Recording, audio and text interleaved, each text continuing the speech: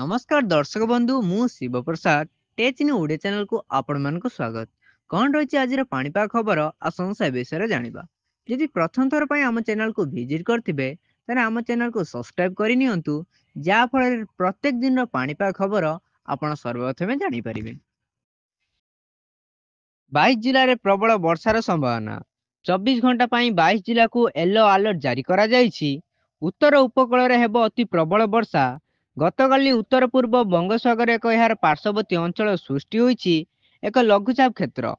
यह क्रमशः पश्चिम उत्तर पश्चिम दिगरे गति करी 24 घंटार उत्तर पश्चिम बंगोपसागर को अतिक्रम करिब, जार प्रभाव में आज 2 दिन जाए प्रबल वर्षा होई पारे। लघुचाप प्रभाव में राज्यर विभिन्न स्थान में प्रबलରୁ अति प्रबल वर्षा नहीं आकलन करिछि पाणीपाग विज्ञान केन्द्र।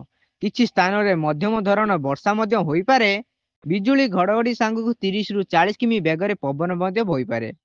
मयूरभंज केउंझर अति प्रबल वर्षा नहीं ऑरेंज अलर्ट जारी करा जायथिबा बेले बालेश्वर भद्रक केन्द्रापड़ा जाजपुर जगतसिंहपुर ढेंकानाल कटक खोर्धा पुरी समेत नयगढ़ बौद्ध अनुगुल देवगढ़ कंधमाल गंजाम गजपति रायगढ़ नुआपड़ा नवरंगपुर कोरापुट मालकानगिरी रे प्रबल वर्षा हेबा नहीं सतर्कता जारी करा जायछि।